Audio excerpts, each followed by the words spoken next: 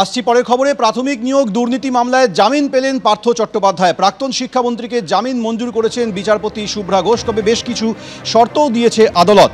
মাসে একবার করে তদন্তকারী আধিকারিকের সঙ্গে তাকে দেখা করতে হবে। নিম্ন আদালতের এলাকা ছাড়তে পারবেন না, আদালতে ফোন নম্বর জমা দিতে হবে। নিয়োগ দুর্নীতি সব মামলায় জামিন পেলেন পার্থ চট্টোপাধ্যায়, দাবি তার আইনজীবীদের। যদিও এখনই প্রাক্তন শিক্ষামন্ত্রীর জেল মুক্তি নিয়ে সন্দিহান আইনজীবীরা। নিয়োগ দুর্নীতির অন্য মামলায় বিচার প্রক্রিয়া নিয়ে সময়সীমা বেঁধে দিয়েছে সুপ্রিম কোর্ট। সেই প্রক্রিয়া শেষ হতে এখনও কিছুটা সময় লাগবে বলে আইনজীবীরা জানিয়েছেন। 1 মাসের মধ্যে চার্জ গঠন, 2 মাসের মধ্যে সাক্ষ্য গ্রহণ সম্পন্ন করতে হবে।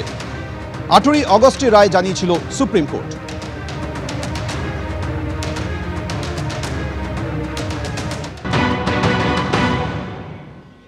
কোনো একটা বিষয়ে তদন্ত চলেছে, আইনের পথে চলেছে। তদন্তকারী সংস্থা, কেন্দ্রীয় এজেন্সি, কখনো সিবিআই, কখনো ইডি, যে কোনো ব্যক্তি গ্রেফতার হয়েছেন এবং তার তরফে জামিনের আবেদন করা হয়েছে। আইনেই আছে, কখনো জামিনের আবেদন আদালত মান্যতা দেননি, কখনো জামিনের আবেদন মঞ্জুর করেছেন। ফলে এটা নিয়ে কোনো রাজনৈতিক মন্তব্যের তো কোনো অবকাশই নেই। প্রায় 3 বছরেরও বেশি সময় ধরে জেলবন্দী হয়ে রয়েছেন প্রাক্তন শিক্ষামন্ত্রী পার্থ চট্টোপাধ্যায়।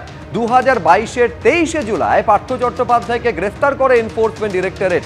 শিক্ষক নিয়োগ দুর্নীতি মামলায় টানা প্রায় 19 ঘন্টা জিজ্ঞাসাবাদের পর গ্রেফতার করা হয়। তার বান্ধবী অর্পিতা মুখোপাধ্যায়ের ফ্ল্যাট থেকে উদ্ধার হয়েছিল নগদ প্রায় 50 কোটি টাকা।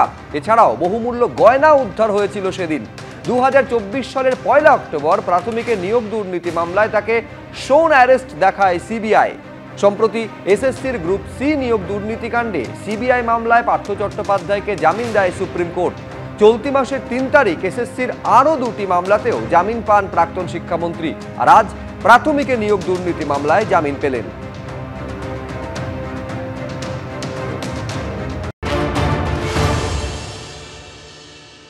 আদালতের রায় নিয়ে আমি বেশি কিছু বলতে পারবো না বা চাইও না, আমার সেই অধিকারও নেই।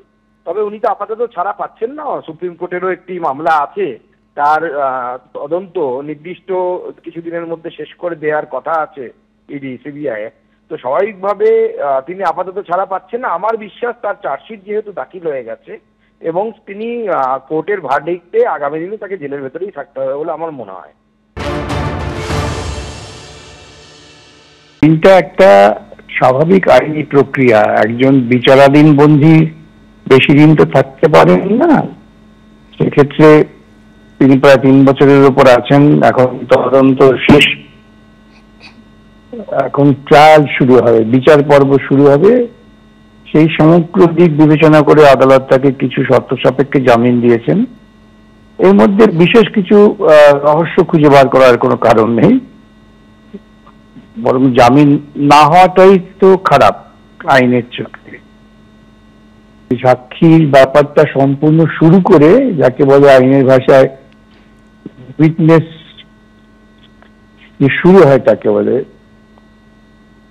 সেই পর্বটা চালু করে তারপর তাকে ছাড়া হবে, যাতে বিচার প্রক্রিয়ায় কোনো বাধা সৃষ্টি না করতে পারে। সেজন্যই সে আপাতত হয়তো কিছুদিন তাকে থাকতে হবে। ইডি দপ্তরে ফের হাজিরা দিলেন কারামন্ত্রী চন্দ্রনাথ সিংহ। গতকালের পর আজও ইডি দপ্তরে আসেন কারামন্ত্রী। সকাল 10:30 নাগাদ ইডি দপ্তরে এসে তিনি হাজিরা দেন। গতকাল প্রায় 7 ঘন্টা তাকে জিজ্ঞাসাবাদ করা হয়েছিল। গতকাল আর্থিক লেনদেন ও অ্যাকাউন্টে নগদ টাকার উৎস নিয়ে ইডির আধিকারিকরা প্রশ্ন করেন। আয়কর দপ্তরের ডিক্লারেশন স্কিমে চন্দ্রনাথ সিংহ সম্পত্তি নিয়েও প্রশ্ন করা হয়। এই সংক্রান্ত নথিও চাওয়া হয় চন্দ্রনাথ সিংহর কাছে। নথি নিয়ে আজ ফের ইডি দপ্তরে আসেন কারামন্ত্রী চন্দ্রনাথ সিংহ।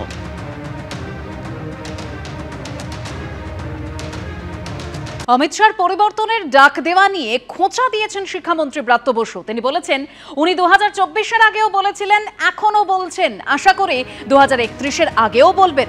শুনুন কি বলেছেন শিক্ষামন্ত্রী। 21 সালে উনি এই সোনার বাংলার কথা বলেছিলেন, মায়ের কাছে পুজো দিয়ে বলেছিলেন, আসতে পারেননি। 26-এ পুজো দিচ্ছেন, আসতে পারবেন না। 31-এও আমি ওনাকে জানাবো আবার যেন এসে উনি মায়ের কাছে পুজো দিয়ে আবার সোনার বাংলার স্বপ্ন দেখেন এবং দেখান।